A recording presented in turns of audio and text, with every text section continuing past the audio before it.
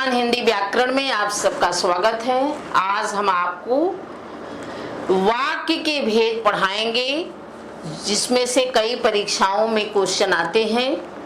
तो इसको चलिए हम पढ़ते हैं। देखिए, वाक्य में हम आपको आज बताएंगे वाक्य किसे कहते हैं, वाक्य के कितने अंग हैं, वाक्य के कितने भेद हैं। तो सबसे पहले हम जानते हैं कि वाक्य किसे कहते हैं। वाक्य सार्थक शब्दों का व्यवस्थित समूह, जिसका कोई अर्थ हो, उसे वाक्य कहते हैं। यानी वाक्य क्या है? सार्थक शब्दों का व्यवस्थित समूह है जो कोई अर्थ प्रकट करता है। जैसे राम खाता है, श्याम जाता है, लड़के खेलते हैं, ये सब क्या है? वाक्य है। अब हम देखते हैं कि वाक्य के कितने अंग होते हैं। देखिए, वाक्य के दो अंग होते हैं। पहला है उद्देश्य और दूसरा है विधेय। उद्देश्य को कर्ता कहते हैं और विधेय को क्रिया कहते हैं। अब उद्देश्य किसे कहते हैं? जिसके बारे में बात की जाती है या जिसके बारे में कहा जाता है, उसे उद्देश्य कहते हैं। जैसे राम हंसता है, एक वाक्य है। तो राम के बारे में बात की जा रही है, तो राम क्या है? उद्देश्य है या कर्ता है। विधेय किसे कहते हैं? उद्देश्य के बारे में जो कहा जाता है उसे विधेय कहते हैं, और विधेय को ही क्या कहते हैं? क्रिया कहते हैं। जैसे राम हंसता है, राम उद्देश्य हो गया, और राम के बारे में क्या कहा जा रहा है कि वो हंस रहा है, तो हंसता है क्या हो गया? विधेय हो गया, यानी क्रिया हो गया। अब हम जानते हैं कि वाक्य के कितने भेद होते हैं। देखिए, वाक्य के जो भेद किए गए हैं या वाक्य को जो बांटा गया है, वो दो आधारों पर बांटा गया है। पहला है रचना के आधार पर और दूसरा है अर्थ के आधार पर। तो इन दोनों के आधार पर कितने तरह के वाक्य होते हैं, अब हम एक एक करके इसको पढ़ते हैं। पहला है रचना के आधार पर या बनावट के आधार पर। देखिए, रचना के आधार पर वाक्य तीन तरह के होते हैं: सरल वाक्य या साधारण वाक्य, मिश्र वाक्य या संयुक्त वाक्य। सरल वाक्य पहले हम देखते हैं। सरल वाक्य किसे कहते हैं या साधारण वाक्य किसे कहते हैं? जिस वाक्य में एक उद्देश्य और एक विधेय होता है, उसे सरल वाक्य कहते हैं। या यूं कहिए कि जिस वाक्य में एक कर्ता और एक क्रिया होती है। आप लोगों ने ऊपर पढ़ा कि उद्देश्य को क्या कहते हैं? कर्ता, और विधेय को क्रिया। यानी जिस वाक्य में एक उद्देश्य और एक विधेय होता है या एक कर्ता और एक क्रिया होता है, उसे क्या कहते हैं? साधारण वाक्य कहते हैं। तो इसका उदाहरण जब आप देखेंगे तब समझ में आएगा। जैसे पिताजी पुस्तक पढ़ रहे हैं। अब यहाँ पिताजी क्या है? कर्ता है, और पढ़ रहे क्या है?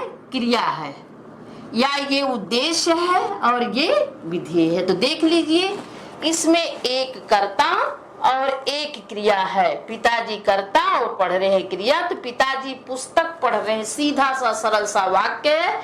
तो ये कौन सा वाक्य है? सरल या साधारण वाक्य। रितेश स्कूल जा रहा है।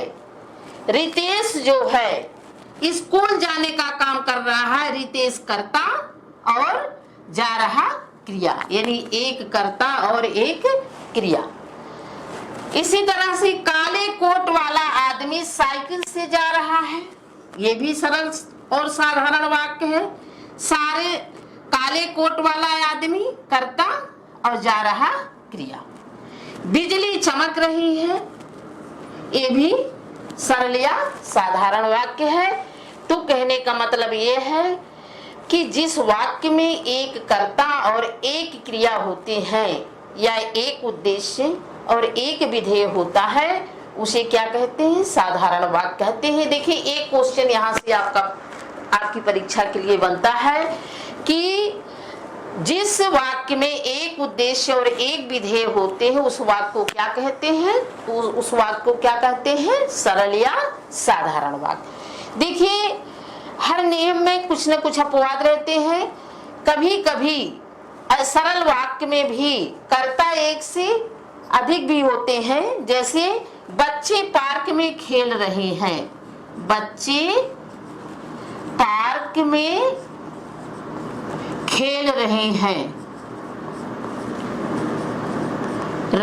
अब यहाँ देखिए बच्चे कई हैं, लेकिन जो है यहाँ क्रिया खेल रहे हैं, एक ही क्रिया हो रही है।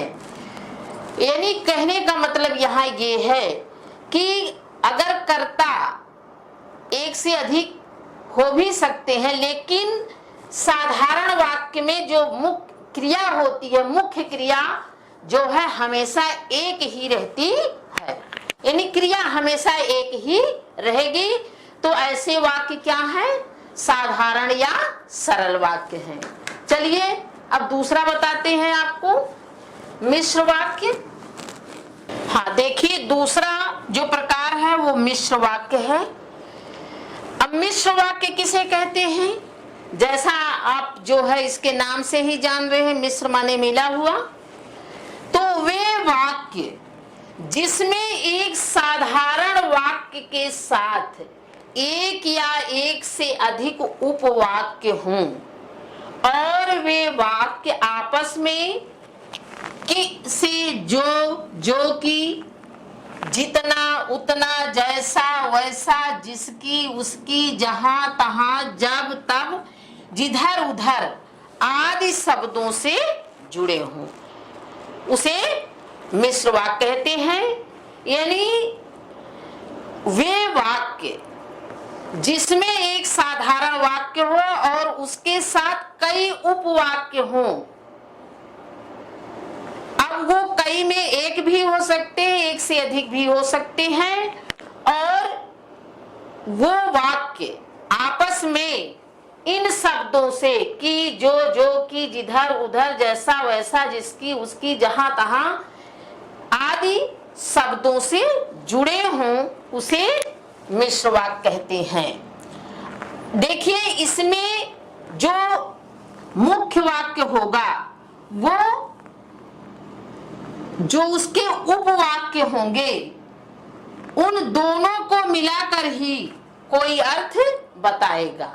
यानी कोई भी वाक्य जो मुख्य वाक्य है या जो उपवाक्य उसके साथ आया हुआ है वो पूर्ण नहीं होते, अपूर्ण होते हैं। वो एक साथ मिलकर ही पूरे अर्थ को बताते हैं। उदाहरण के द्वारा आप समझेंगे। जैसे वह कौन सा आदमी है जिसने राजा भोज का नाम ना सुना हो। देखिए मिश्र वाक्य में आप जा को पकड़ लीजिए, की और जा को, यानी जो बीच में जुड़ते हैं वाक्य, वो जो है, जो की है, जितना है, उतना है, जैसा है, जिसकी है, उसकी है, जहां है, तहां है, जिधर है, इन्हीं शब्दों से जुड़ते हैं। तो जा को आप पकड़ लीजिए इसको समझने के लिए। जैसे वो कौन सा आदमी है जिसने राजा भोज का नाम ना सुना हो, यहाँ एक ये मुख्य वाक्य हो गया, वो कौन सा आदमी है, और जिसने राजा भोज का नाम ना सुना हो। ये देखिए जिसने, ये मुख्य वाक्य जो है, दूसरे उपवाक्य यानी राजा भोज का नाम ना सुना हो, किससे जुड़ा हुआ है? जिसने से जुड़ा हुआ है।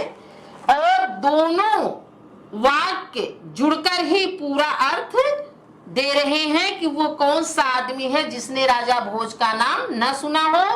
तो मिश्र वाक्य में जो एक साधारण वाक्य होता है वो एक या एक से अधिक उसके उपवाक्य होते हैं, और जो इन शब्दों के द्वारा जुड़ा होता है। जैसे ये जिसने के द्वारा जुड़ा हुआ है। दूसरा है आश्चर्य है कि वह जीत गया। यहाँ आश्चर्य है, एक वाक्य है, उसका उपवाक्य वह जीत गया। अब ये दोनों किसके द्वारा जुड़े हुए हैं? की के द्वारा जुड़े हुए हैं। और जब ये की के द्वारा जुड़ जाते हैं तभी ये पूरे अर्थ को दे रहे हैं। देखिए आश्चर्य है, अब ये अधूरा लग रहा है कि इसके आगे भी कुछ होगा। और या वह जीत गया, इसके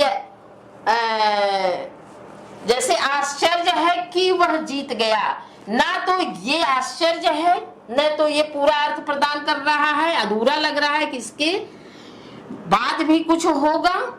और वह जीत गया, ये भी अधूरा सा लग रहा है कि इसके पहले कुछ होगा। तो जब ये दोनों जुड़ जा रहे हैं, आश्चर्य है कि वह जीत गया, तब पूरा अर्थ मिल रहा है।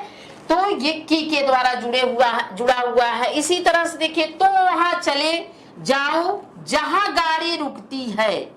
तुम वहां चले जाओ, एक वाक्य ये है, गाड़ी रुकती है, ये उपवाक्य है। और ये किसके द्वारा जुड़ा हुआ है? जहां के द्वारा जुड़ा हुआ है, तब ये पूरा अर्थ दे रहा है।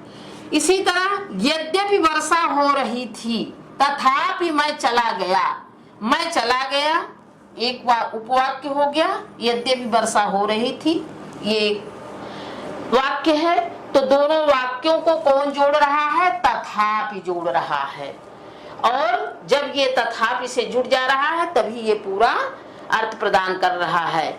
जिसका खाओगे उसको खिलाना पड़ेगा। जिसका खाओगे, अब यहाँ भी देखो जिसका है, खाओगे उसको खिलाना पड़ेगा। दो वाक्य जो हैं जिसका और उसको से जुड़े हुए हैं। तो कहने का मतलब ये है कि इसमें एक साधारण वाक्य होता है, उस साधारण वाक्य के बाद एक या एक से अधिक उपवाक्य आते हैं। और वो वाक्य जो है कि जो कि जितना उतना जैसा वैसा जिसकी उसकी जहां तहां जब तक जिधर उधर ऐसे अनेक शब्दों से वो जुड़े होते हैं। और वो दोनों मिलकर ही जब उस शब्द से जुड़ जाते हैं तभी ये पूरा अर्थ प्रदान करते हैं। स्वतंत्र अर्थ उनका पूरा नहीं मिलता है। तो इसको भी पहचानना बहुत आसान होगा। जा को पकड़ लीजिएगा, जिसका उसका जैसी वैसी जिधर उधर, तो ऐसे शब्दों से ये जुड़े रहेंगे। तो कौन वाक्य होंगे? मिश्र वाक्य होंगे।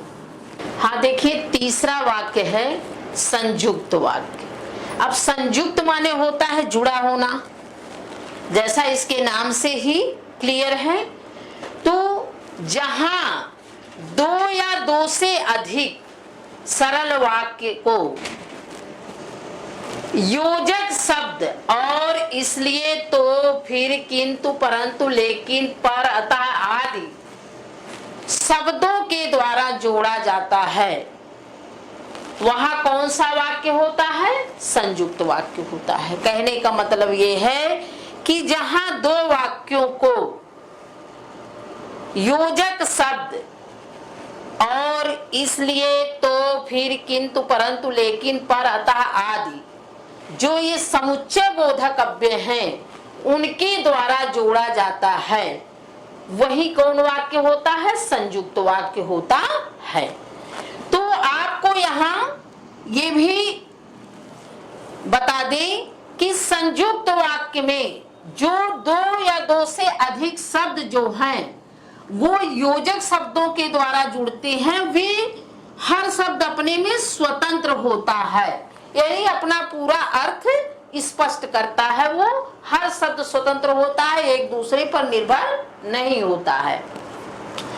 जैसे काम खत्म करो और जाओ, यहाँ देखिए काम खत्म करो एक वाक्य हो गया, जाओ ये दूसरा वाक्य है। और ये और से जुड़ा हुआ है, यानी दोनों को कौन जोड़ रहा है? और जोड़ रहा है। काम खत्म करो और जाओ। दूसरा राम पढ़ रहा था परंतु रमेश सो रहा था।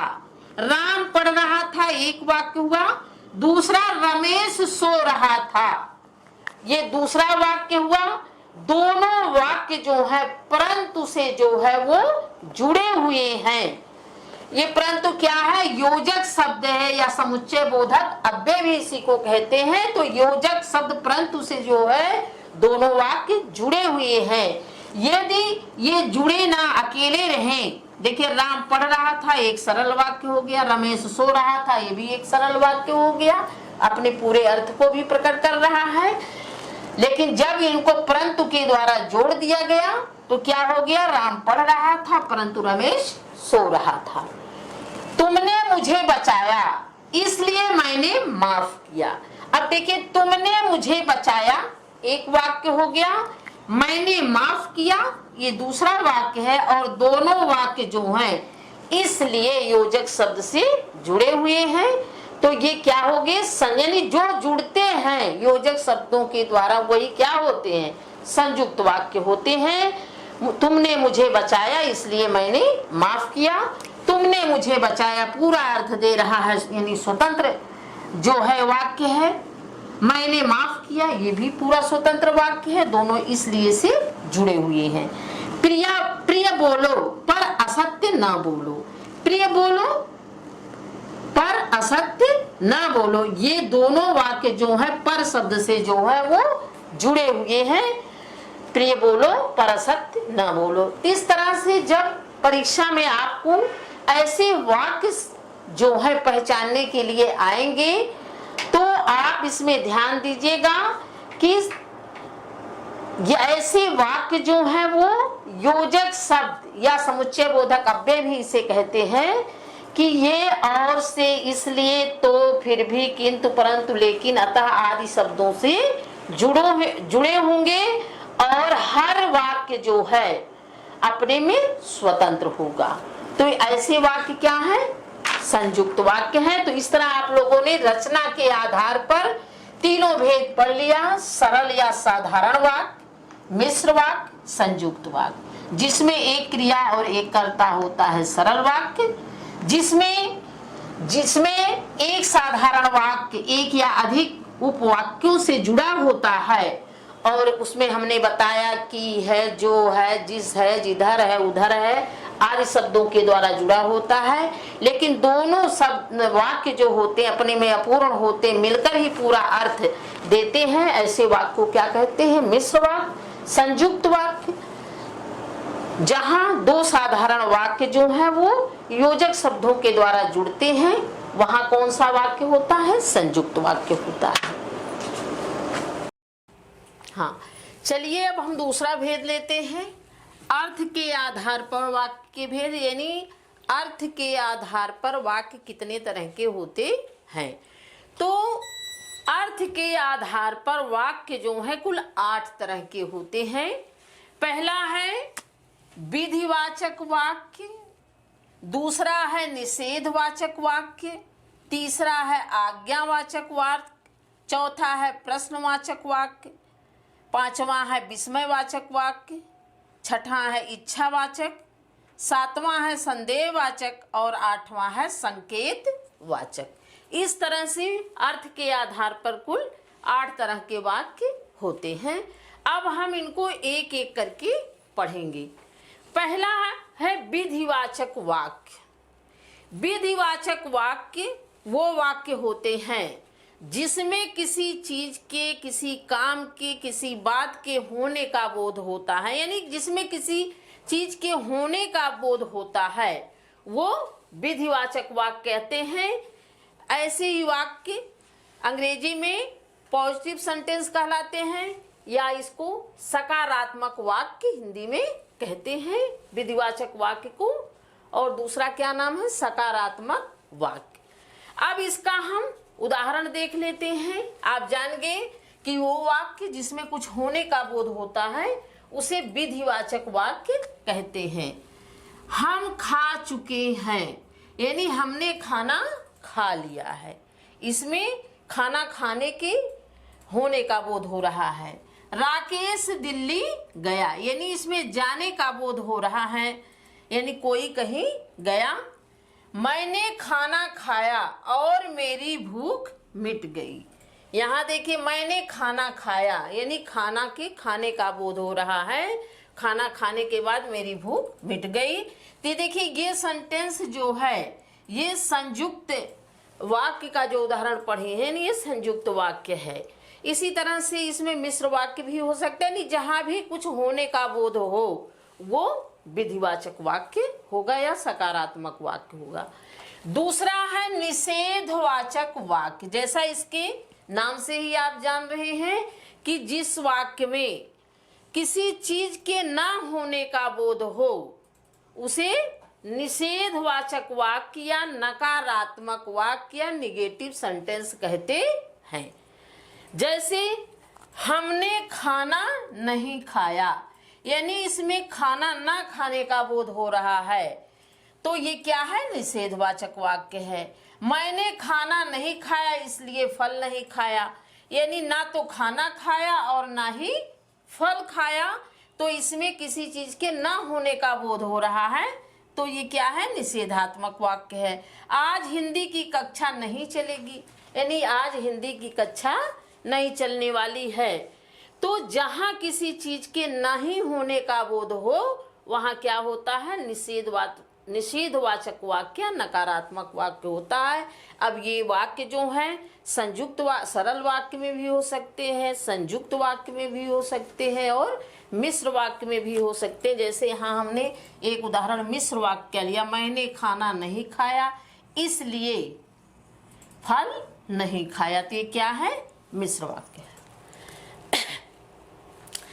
तीसरा है आज्ञावाचक वाक्य। जैसा नाम से ही जान रहे हैं कि जिस वाक्य में आज्ञा, निर्देश या प्रार्थना आदि का भाव हो उसे आज्ञावाचक वाक्य कहते हैं। यानी जिस वाक्य में किसी को आदेश दिया जाए, निर्देश दिया जाए, वो वाक्य जो होता है आज्ञावाचक वाक्य होता है। उदाहरण देखिए, जैसे निकल जाओ कमरे से बाहर, किसी को कहा जा रहा है तुम कमरे से बाहर निकल जाओ, यानी यहाँ आदेश निर्देश दिया जा रहा है, तो क्या है? आज्ञावाचक वाक्य है। तुम बाजार जाकर सारा सामान खरीद लाओ, यहाँ भी देखिए किसी को आदेश निर्देश दिया जा रहा है। तो बड़ों का आदर करो, यहाँ भी आज्ञा दिया जा रहा है, निर्देश दिया जा रहा है कि बड़ों का आदर करो। या तो ये जिस वाक्य में किसी को आज्ञा दिया जाए, किसी को आदेश दिया जाए, किसी को निर्देश दिया जाए, तो उसमें कौन सा वाक्य होता है? आज्ञावाचक वाक्य होता है। चलिए अब चौथा देखते हैं, प्रश्नवाचक वाक्य। यानी जिस वाक्य में कोई प्रश्न पूछा जाता है वो प्रश्नवाचक वाक्य होता है, और इस वाक्य के बाद जो है प्रश्नवाचक चिन्ह भी लगा रहता है, तो इसको देखते ही पहचान जाओगे। तुम्हारा नाम क्या है? तो यहाँ देखिए क्या से क्या पूछा जा रहा है? प्रश्न पूछा जा रहा है कि तुम्हारा नाम क्या है। आकाश तुम कहाँ जा रहे हो? यहाँ भी आकाश से प्रश्न पूछा जा रहा है कि तुम कहाँ जा रहे हो, स्कूल जा रहे हो, बाजार जा रहे हो, कहाँ जा रहे हो। अगला देखो, तुम कब से बीमार हो? किसी बीमार व्यक्ति से पूछा जा रहा है कि तुम कब से बीमार हो, कब से तुम्हारी तबीयत गड़बड़ है। तो कहने का मतलब ये है कि जिस वाक्य में कोई प्रश्न पूछा जाता है वहां प्रश्नवाचक वाक्य होता है, चाहे वो क्या से पूछा जाए, चाहे कब से पूछा जाए, कहाँ से पूछा जाए, कितने से पूछा जाए, तो वहां प्रश्नवाचक वाक्य होते हैं और बाद में वो प्रश्नवाचक चिन्ह भी लगा रहता है। अगला वाक्य है विस्मयवाचक वाक्य। विस्मय आदि बोधक अव्यय आप लोगों ने पढ़ा होगा, यानी जिस वाक्य में आश्चर्य है, शोक है, हर्ष है, विषाद है, घृणा है आदि भाव प्रकट हो वहां विस्मयवाचक वाक्य होता है। जैसे ओह वह बीमार पड़ गया, तो यहाँ जो है शोक प्रकट किया जा रहा है, ओह वो बीमार पड़ गया। अरे वह चला गया, आश्चर्य प्रकट किया जा रहा, अरे वो चला गया। उफ कितनी गर्मी है, कितनी गर्मी है, आदमी जो है शोकग्रस्त है समझ लीजिए। तो ये आगे जो है यहाँ विस्मय आदि बोधक चिन्ह लगे होते हैं, तो इसको पहचानने में ऐसे वाक्यों को कोई दिक्कत नहीं होगी कि जहाँ विस्मय आदि बोधक चिन्ह लगा हो। और हर्ष, शोक, विषाद, विस्मय, घृणा आदि का भाव प्रकट हो तो वहाँ समझ लीजिएगा क्या है, विस्मय आदि वाचक वाक्य है। छठा है इच्छावाचक वाक्य। जिस वाक्य में जिसमें कोई इच्छा, आशीर्वाद या शुभ कामना का बोध हो, यानी जिस वाक्य में कोई इच्छा प्रकट की जाए या किसी को शुभ कामना दी जाए या किसी को आशीर्वाद दिया जाए तो उसमें इच्छावाचक वाक्य होता है। जैसे नव वर्ष मंगलमय हो, कहा जा रहा है कि नया वर्ष आपके लिए मंगलमय हो, इच्छा प्रकट की जा रही है या ये शुभकामना दी जा रही है। ईश्वर करे तुम्हारी यात्रा शुभ हो, तो यहाँ भी शुभकामना दिया जा रहा है कि ईश्वर करे तुम्हारी यात्रा शुभ हो। प्रभु तुम्हें दीर्घायु प्रदान करे, ये इच्छा प्रकट की जा रही है कि ईश्वर तुम्हें दीर्घायु प्रदान करे। तो जिस वाक्य में कोई इच्छा प्रकट हो, आशीर्वाद किसी को दिया जा रहा हो या किसी को शुभकामना दी जा रही हो, तो ऐसे वाक्य क्या होते हैं, इच्छावाचक वाक्य होते हैं। इसको भी पहचानना बहुत ही सरल रहेगा, देखते ही समझ में आ जाएगा कि इसमें कौन सा भाव है। फिर आगे हम देखते हैं, सातवां है संदेहवाचक वाक्य। इसके भी नाम से ही प्रकट हो रहा है कि जिस वाक्य में किसी कार्य के, किसी बात के ना होने का संदेह हो, यानी संदेह बना हुआ है कि ये कार्य हुआ है या नहीं हुआ है, तो ऐसे वाक्य जिसमें किसी कार्य के ना होने का संदेह हो, ऐसे वाक्यों को संदेहवाचक वाक्य कहते हैं। जैसे शायद राजू कल आगरा जाए, शायद राजू कल आगरा जाए। अब राजू कल आगरा जाएगा या नहीं जाएगा, इसमें संदेह है, निश्चित नहीं है कि राजू कल आगरा जाएगा, तो यहाँ एक संदेह बना हुआ है, तो इसलिए ये क्या है, संदेहवाचक वाक्य है। दूसरा देखिए, उसने दवा खा लिया होगा, उसने दवा खाया या नहीं खाया, इसमें संदेह बना हुआ है, तो ये संदेहवाचक वाक्य है। तीसरा देखिए, गीता गाना गा चुकी होगी। गीता अभी गा रही है कि उसने गाया ही नहीं कि गा चुकी है, तो एक संदेह बना हुआ है, गाने के कार्य में एक संदेह बना हुआ है, तो ये क्या है, संदेहवाचक वाक्य है। तो जिन वाक्यों में कार्य के पूरा होने पर संदेह हो वो संदेहवाचक वाक्य होते हैं। आठवां है संकेतवाचक वाक्य। संकेतवाचक वाक्य वो वाक्य होते हैं जिसमें एक क्रिया दूसरी क्रिया पर निर्भर होता है, यानी एक काम जो है वो दूसरे काम पर निर्भर होता है कि ये काम, वो काम हो जाए तो ये काम भी हो जाता। तो जहां एक क्रिया दूसरे क्रिया पर निर्भर होती है वहां कौन वाक्य होता है, संकेतवाचक वाक्य होता है।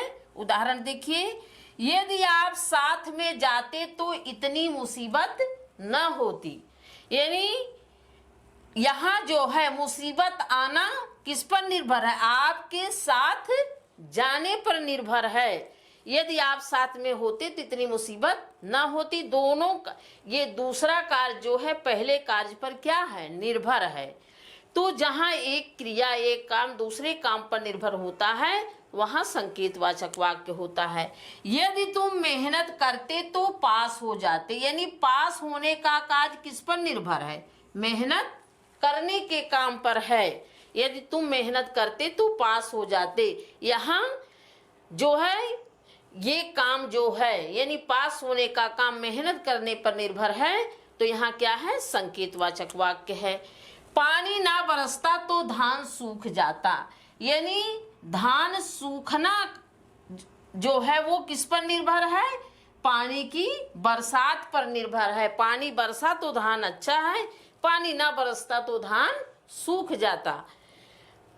अगला देखिए, यदि तुम खाओ तो मैं भी खाऊं, यानी मेरे खाने की क्रिया तभी होगी जब आप खाएंगे, यानी आपके खाने के बाद ही मैं खाऊंगा।